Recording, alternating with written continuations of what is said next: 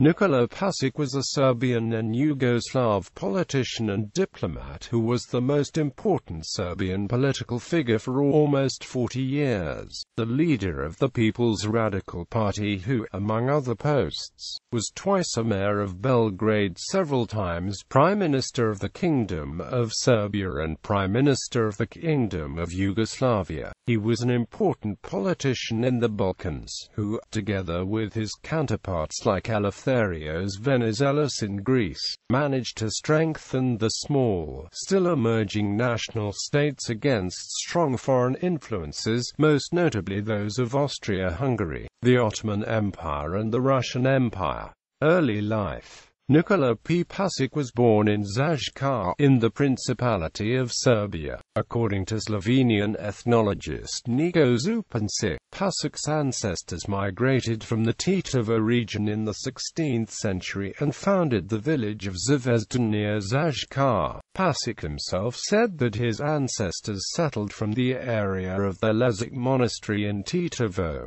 Jovan Jusic concluded that Pašić hailed from Isva near Zaječar, and that Pašic's ancestry in Tetovo had been long lost. Bulgarian switched this, saying that he hailed from Tetovan in Bulgaria. Lubomir Miletic once claimed that Pašic's father or grandfather settled from Tetovan in Bulgaria. However, both of them were born in Zaječar. Carlo S. Forza mentioned that Pašić was lucky in another respect. He belonged to the shoppy community. Pašić studied at the Zaječar Gymnasium, but as the gymnasium was returned to Negocian for political reasons, he also studied in Negocian and Kragujevac. In 1866, he enrolled in the Belgrade High School, where he excelled in his studies, and in 1868 received a state scholarship to study at the Polytechnical School in Zurich. For further specialization, Pašić graduated as an engineer, but, apart from his brief participation in the construction of the Vienna-Budapest Railroad, he never worked in this field. Radical Party. Origins. A colony of Serbian students lived in Switzerland where they became acquainted with the ideas of socialism. They would later become the core of the socialist and radical movement in Serbia. One of them was Svetozar Marković, who would become the first major socialist ideologue in Serbia. During his studies in Zurich, Pašić befriended Marković, as well as Pera Todorović, Pera Velimirović, Lazar Pacu, Jovan Zujović, Mita Rakic and others. After returning to Serbia, Pašić distanced himself from Marković, though they never argued, and went to Bosnia to support the anti-Ottoman uprising of Nevesinjska Puška. The socialists started publishing Samoprava, which later became the official bulletin of the Radical Party. After Markovic's death in 1875, Pašić became the leader of the movement and in 1878 was elected to the National Assembly of Serbia, even before the party was formed. In 1880, he made an unprecedented move in the Serbian political scene by forming an opposition deputies club in the assembly. Finally, a party program was completed in January 1881 and the Radical Party, the first systematically organized Serbian party, was officially established, with Pašić unanimously elected its first president. Dimic Rebellion. The party and Pašić quickly gained popularity. The Radicals received 54% of the vote in the September 1883 elections, while the Progressive Party, favored by King Milano Obrenović IV, only got 30%. Despite the Radicals' clear victory, the pro-Austrian king, who disliked the pro-Russian Pašić and the Radical Party, nominated old non-partisan hardliner Nikola Ristic to form a government. By one decree Ristic opened the assembly and then he read a second one, dismissing it. This already heated atmosphere was made worse by the decision to take away guns from the population, as a regular army was to be established. As a result, clashes began in eastern Serbia, in the Timic Valley. King Milan blamed the unrest on the radicals and sent troops to crush the rebellion. Pašić was sentenced to death in absentia and he narrowly avoided arrest by fleeing to Bulgaria. 21 others were sentenced to death and executed, and 734 more were imprisoned. Exile in Bulgaria. For the next 6 years, Pasok lived with relatives in Bulgaria, supported by the Bulgarian government. He lived in Sofia, where he worked as building contractor and for a short time in the Ministry of Interior. He also made an attempt to participate in Bulgarian politics. According to Bulgarian sources, he spoke quite fluent Bulgarian, but mixed it with a large number of Serbian words and phrases, and it is claimed that he asked Petko Karalov's friends who hailed from Stara Planina about the characteristics of that region in Bulgaria, explaining that his ancestors had migrated from there to Serbia some generations before. Bulgaria testimonies completely differ in one important respect, whether Pasok worked actively in politics during his exile in Sofia. The official Bulgarian support became one of several reasons for Milan's decision to start the Serbo-Bulgarian War in 1885. After suffering a decisive defeat, Milan granted an amnesty for those sentenced for the Timok rebellion, but not for Pasok, who remained in Bulgarian exile until Milan's abdication in 1889. A few days later, the newly formed radical cabinet of Savard Grujic pardoned Pasok. High Politics 1890–1903. President of Assembly and Mayor. On 13 October 1889, Nikola Pašić was elected President of the National Assembly, a duty he would perform until 9 January 1892.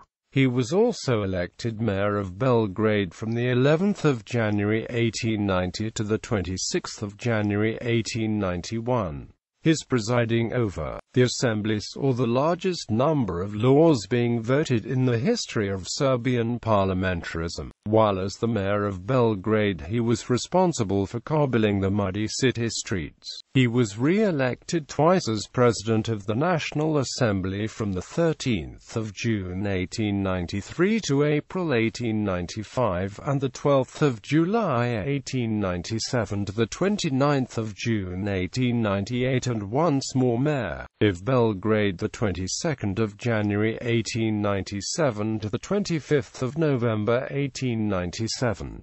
First government. After wisely not accepting to head the government immediately after his return from exile, Nikola Pašić became prime minister for the first time on the 23rd of February 1891. However, ex-King Milan returned to Serbia in May 1890 and again began campaigning against Pasok and the radicals. On 16 June 1892, Kosta Protic, one of 3 regents during the minority of Alexander Obrenović V, died. Under the constitution, the National Assembly was to elect a new regent, but as the Assembly was on a several months vacation, Pasok had to call for an emergency session. Jovan Ristic, the most powerful regent, fearing Pasok might be elected co-regent and thus undermine his position, refused to allow the extra session, and Pasok resigned as prime minister on the 22nd of August 1892.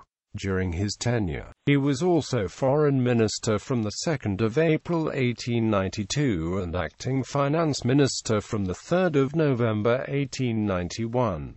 Alexander's coup d'état. After King Alexander declared himself of age ahead of time and dismissed the regency, he offered a moderate radical Lazar Dokic to form a government, though he received approval from some members of the Radical Party to participate in the government. Pasok refused. In order to exclude him from the political scene in Serbia, Alexander sent Pasok as his extraordinary envoy to St. Petersburg, Russia, 1893 to 1894.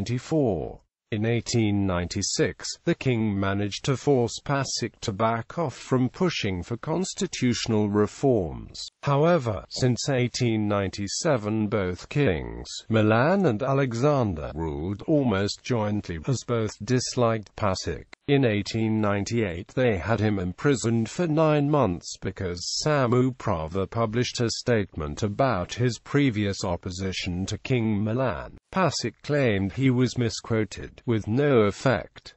Ivan Dan's assassination attempt. Former fireman Thuranizovic, who was sentenced to death, tried to assassinate ex-King Milan in June 1899. The same evening, Milan declared that the Radical Party tried to kill him and all heads of the Radical Party were arrested, including Pašić, who had just been released from prison from his previous sentence. Milan's anti-radical accusations were groundless, and even Austria-Hungary, his major ally, admitted that the Radical Party was not involved. Despite Milan's insistence that at least Nikola Pašić and Kostitao Zanovic be sentenced to death, Austria-Hungary feared that the execution of the pro-Russian Pašić would force Russia to intervene, abandoning an 1897 agreement to leave Serbia in status quo. A special envoy was sent from Vienna to Milan to warn him that Austria would boycott the Obrenović dynasty if Pašić was executed. Noted Serbian historian Slobodan Jovanović later claimed that the entire assassination was staged so that Milan could get rid of the Radical Party. Imprisoned and unaware of Austria-Hungary's interference, Pašić confessed that the Radical Party had been disloyal to the dynasty, which probably saved many people from prison. As part of the deal reached with the Interior Minister Thord Jensik,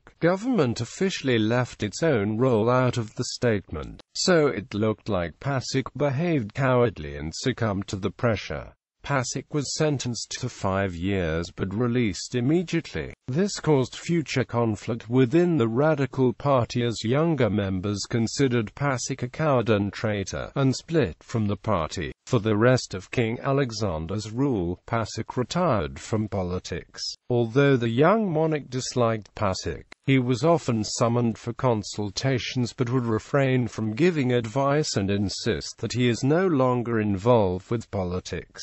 Golden Age of Democracy 1903 to 1914. Royal assassination. Nikola Pašić was not among the conspirators who plotted to assassinate King Alexander. The assassination took place on the 11th of June 1903, and both the king and queen Draga Masin were killed, as well as Prime Minister Dmitry Yusinka Markovic and Defense Minister Milovan Pavlovic. A Radical Party did not form the first cabinet after the coup d'etat, but after winning the elections on the 4th of October 1903, they remained in almost uninterrupted power for the next 15 years. Wisely, Pašić didn't lead all the radical cabinets, letting other members of his party be prime ministers. In the beginning, the radicals opposed the appointment of a new king, Peter I Karađorđević, calling his appointment illegal. But Pašić later changed his mind after seeing how people willingly accepted the new monarch as well as King Peter I, educated in Western Europe, was a democratic, mild ruler, unlike the last two despotic and erratic Obrenović sovereigns, as it will be shown in the next 2 decades. The major clash between the king and the prime minister will be Pašić's refusal to raise to royal appanage. Nikola Pašić became foreign minister on the 8th of February 1904 in Sava Grujic's cabinet and headed a government under his own presidency the 10th of December 1904 to the 28th of May 1905, continuing as foreign minister as well. In the next 10 years under the leadership of Pašić and the Radical Party, Serbia grew into such a prosperous state that many historians call this period the modern golden age of Serbia. The country evolved into a European democracy, and with financial and economic growth, political influence also grew, which caused constant problems with Serbia's largest neighbor, Austria-Hungary, which even developed plans to turn Serbia into one of its provinces. Austro-Hungarian Customs War, as Austro-Hungarian latent provocations of Serbia concerning Serbs living in Bosnia and Herzegovina, officially still part of the Ottoman Empire but occupied by Austria-Hungary since 1878 and causing problems to Serbian export which mainly went through Austria, didn't bring results. Austria-Hungary began open customs war in 1906. Pasok formed another cabinet the 30th of April 1906 to the 20th of July 1908. Pressured by the Austrian government, which asked from Serbia to buy everything from Austrian companies, from salt to cannons, he replied to Austrian government that he personally would do that, but that the assembly is against it and in democratic countries that's what counts. Austria closed the borders, which did cause severe blow to Serbian economy initially, but later it will bounce back even more developed than it was, thanks to the Pasok swift change towards the Western European countries. He forced conspirators of the 1903 coup into retirement, which was a condition for re-establishing diplomatic connections with the United Kingdom. He bought cannons from France, etc. In the midst of the customs war, Austria-Hungary officially annexed Bosnia and Herzegovina in 1908, which caused mass protests in Serbia and political instability. But Pasok managed to calm the situation down. In this period, Pasok's major ally, Imperial Russia, was not much of a help, being defeated by Japan in Russo-Japanese War and under series of revolutions. Balkan Wars. Pasok formed two more cabinets. He was one of the major players in the formation of the Balkan League, which later resulted in the First Balkan War and the Second Balkan War, which almost doubled the size of Serbia with the territories of what was at the time considered Old Serbia, retaken from the Ottomans after 5 centuries. He clashed with some military structures about the handling of the newly acquired territories. Pasok believed the area should be included into the Serbian political and administrative system through the democratic elections, while the army sought to keep the areas under the military occupation. After 1 year of tensions, Pasok dismissed the military administrator of Old Serbia and scheduled new elections for 1914, but the outbreak of World War I prevented it. Outbreak of the Great War. After the assassination in Sarajevo on the 28th of June 1914, when members of the Serbian Revolutionary Organization Young Bosnia assassinated the Austro-Hungarian heir apparent Archduke Franz Ferdinand, the Austro-Hungarian government immediately accused the Serbian government of being behind the assassination. The general consensus today is that government did not organize it, but how much Pasok knew about it is still a controversial issue, and it appears that every historian has its own opinion on the subject. Pasok knew nothing. Pasok knew something is about to happen and told Russia that Austria would attack Serbia before the assassination. Pasok knew, but as the assassins were connected to the powerful members of the Serbian intelligence, was afraid to do anything about it personally, so he warned Vienna. Austria presented him the July ultimatum, written together with the envoys of the German ambassadors in such a vein which pro-Serbians claimed that no country could accept it. After extensive consultations in country itself and formidable pressure from outside to accept it, Pasok told the Austrian ambassador Giesl that Serbia accepts all the ultimatum demands except that Austrian police can independently travel throughout Serbia and conduct its own investigation. This refusal confirmed to Austria that the Serbian government, at least indirectly via the Black Hand, lay behind the assassination, which was thus seen as a declaration of war against Austria in all except words. Austria-Hungary answered by formally declaring war on Serbia on the 28th of July 1914, playing right into the hands of Serbia, who could now count on support from Russia in the quest for Bosnia-Herzegovina.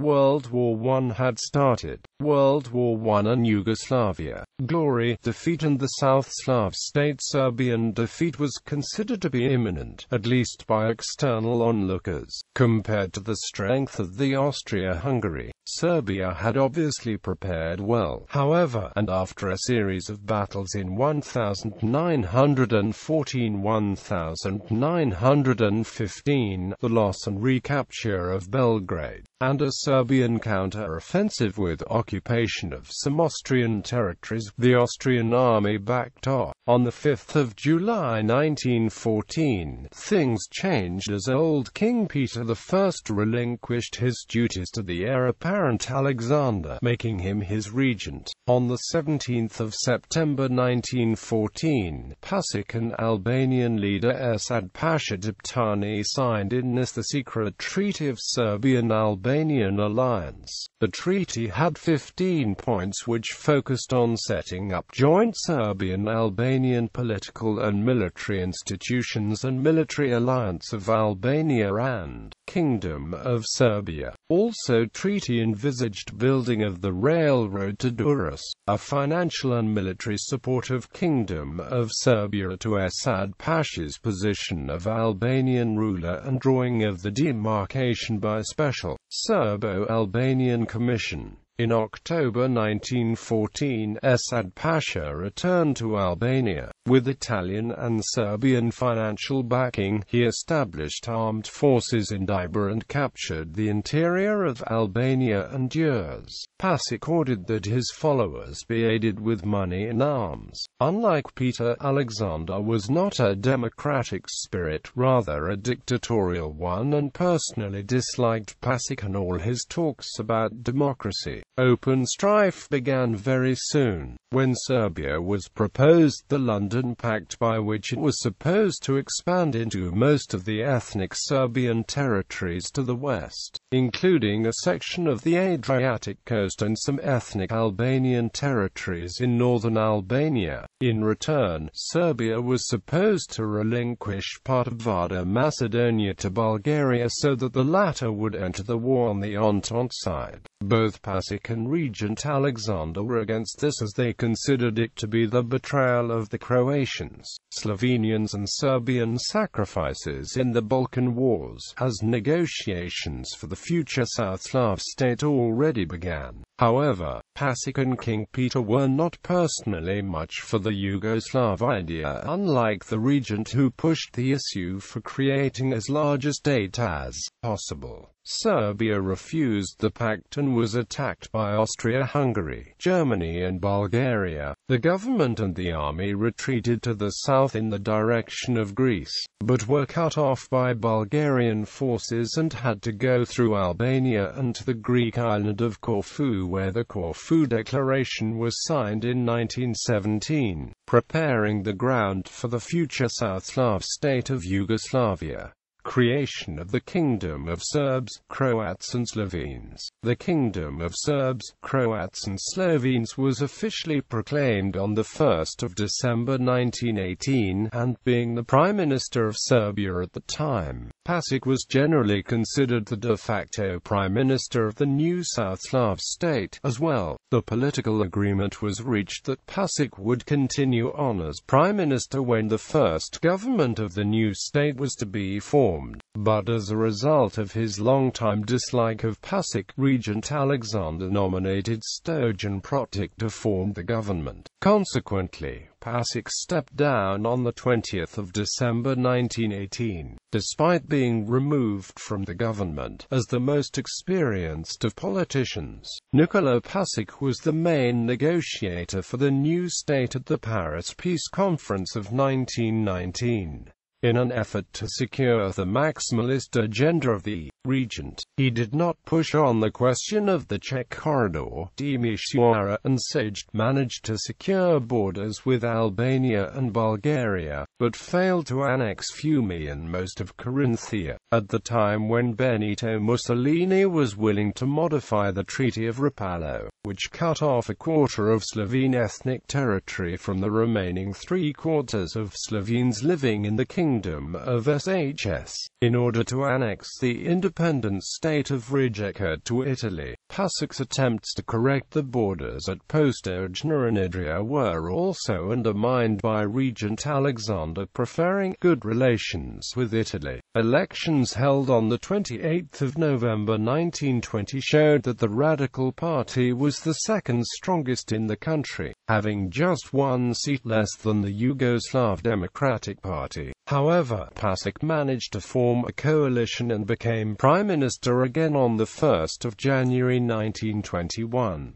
Vidovdan Constitution. As soon as talks about the constitution of the new state began, two diametrically opposite sides, Serbian and Croatian, were established. Both Pasok and Regent Alexander wanted a unitary state but for different reasons. Pasok considered that the Serbs could be outvoted in such a state and that an unconsolidated and heterogeneous entity would fall apart if it was a federal one, while the regions simply didn't like to share power with others, which was shown 8 years later when he conducted a coup d'etat.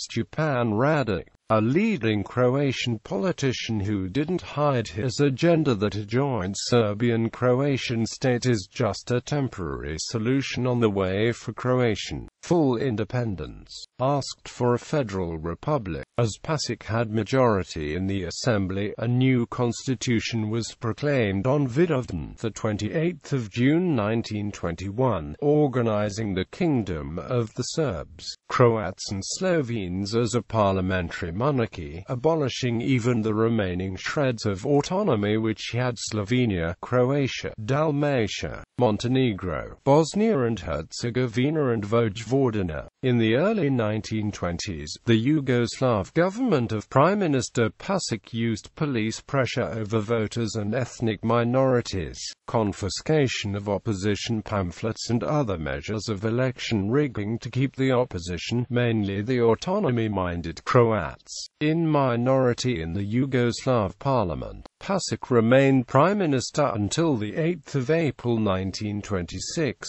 with a short break the 27th of July 1924 to the 6th of November 1924, when the government was headed by Ljubo Davidovic. After relinquishing temporarily the post to his party colleague Nikola Pašić, now a king, Alexander refused to reappoint Pasok, using as a pretext the scandals of Pasok's son Rade. The following day, on the 10th of December 1926, Nikola Pašić suffered a heart attack and died in Belgrade. He was buried on Belgrade's Novo Groblje. Criticism. Pasok was widely criticized by the communists as he prevented them from participating in the political life after the 1920 elections and the series of terrorist attacks by the communists on government officials, and banned the Communist Party, officially proclaiming it a criminal organization on the 21st of August 1921. In the early 1920s, he was accused of using police pressure over voters and ethnic minorities, confiscation of opposition pamphlets and other measures of election rigging to keep the opposition, mainly the separatist Stjepan Radic, in minority in Yugoslav parliament. After 1945, he was condemned by the new communist authorities and was labeled a leader of the Great Serbian Hegemony, while his accomplishments in building modern Serbia were completely pushed aside. The same rhetoric is still used by the Croatian critics. Pasok is heavily attacked because of the unitary composition of the Kingdom of Yugoslavia and his opinion that Serbs, being the majority in the state, should always have the leading role. Being against the joint South Slavic state from the beginning, he was accused of pushing the Greater Serbian agenda, national concept of concentrated power in the hands of Belgrade. Croatian communist theoretician Ottokar Kersavani coined a phrase about Pasok. His name will remain in history more because it is connected to historical events, rather than the historical events being connected to his name, which was widely used and cited during the communist regime from 1945 to 1991. He was also criticized from the Serbian side. His former party colleague Pera Todorovic wrote that Pasok was clumsy and indecisive. Historian Vladimir Korovic openly wrote that Pasok had not a shred of courage, while Swiss doctor and Serbian benefactor Archibald Rees criticized his weakness towards his scheming son Rade. Private life. Nikola Pašić married Therdina Duković, daughter of a wealthy Serbian grains trader from Trieste, Italy. They were married in the Russian church in Florence to avoid the gathering of the numerous Serbian colony in Trieste, and had 3 children, son Radomir Rade and daughters Dara and Pava. Rade, a playboy and participant in many corruption affairs, was a constant embarrassment for Pasok. He had 2 sons, Vladislav, an architect, and Nikola II, an Oxford law graduate who resided in Toronto, Canada, where he founded a Serbian National Academy. Often accused for marrying into money, when he died, Archibald Rees wrote, "Look, son of the plain and poor peasants left one of the largest wealth in the country. You will say that his wife brought him nice dowry, but what is the dowry compared to what he has left when he died? A crumb and nothing more." Legacy. One of the central squares in Belgrade is named after him, Square of Nikola Pašić. During communist regime, the square was named after Karl Marx and Friedrich Engels. The 4.2-meter-tall bronze statue of Pasok is erected on the square, overlooking the building of the assembly. He is included in the 100 most prominent Serbs.